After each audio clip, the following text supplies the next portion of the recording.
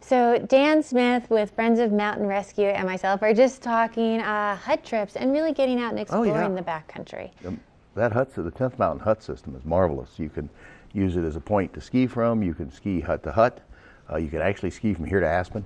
Wow. In the backcountry. Now, let's put it this way, at 73, I don't do that. Yeah. And if you're 23, you'd better have a skill set because you might have the strength for it, but you need to know how to navigate and need a lot of stuff. Our hut system here is wonderful. The rates are reasonably cheap. You can just rent a bed or you can try and rent the whole hut if it's possible, not often in winter. They're totally enclosed. They have wood-burning stoves. They do, with the exception of the ones on the Shrine Mountain Inns, they have outhouses. So if you're going, be prepared for an outhouse. An outhouse is not an in-house. The outhouse is about 20 yards away.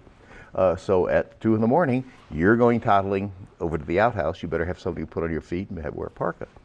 You don't have to carry a lot of gear in the hut, but you do have to carry enough gear that if you don't make the hut, you're going to be okay, which leads to the problem we run into more than anything else, is people that start late. And we were talking about this in the weather too. Those days are getting so short now. Oh, they are. And you have to start early. You have to recognize how fast you're going to go.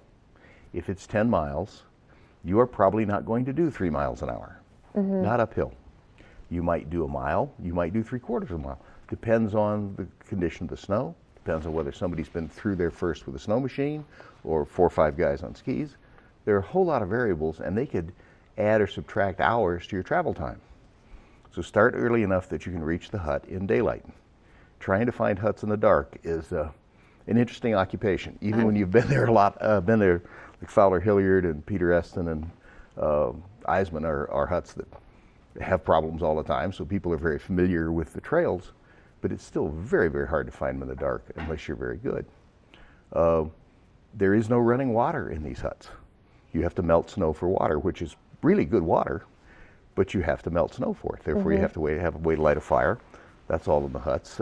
If anybody's ever cooked on a wood stove, this is an experience. And the huts all have the wood stoves.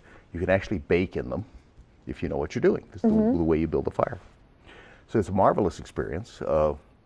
We have some people that they might get in on time, but getting out is now their problem. They stay too long, ski too much, and then have to come out in the dark. Going in and out in the dark, probably not the best thing you could do. It's a marvelous experience. It's good to go with somebody that's been to that hut before. It's good to have a map with the hut trails on it. Those are all on the 10th Mountain Division's website, 10th Mountain Hut Association's website. All the trails to the huts, all of the GPS locations, so check it out before you go. And then have a marvelous time. And if you get in trouble, get somebody to the point they can get a cell phone signal, call 911, and we'll be there. And sometimes, like we were saying earlier, you're not there like that. No. Because you guys, if you're coming in the daytime or night, it affects you as well, trying to get to them. It's 45 minutes for us to spool up because nobody's sitting waiting for your call. We're all volunteers. And then by the time people get, in any county or any rescue situation, by the time people get there, it's generally several hours. And you have to be self-sufficient for those hours, whether you're a half mile from the hut downhill with a busted ankle or not. You have to have enough gear to be warm and comfortable. So it's not quite as easy as it looks. It's terribly rewarding, but go with somebody that knows what they're doing and have the right maps and the right gear.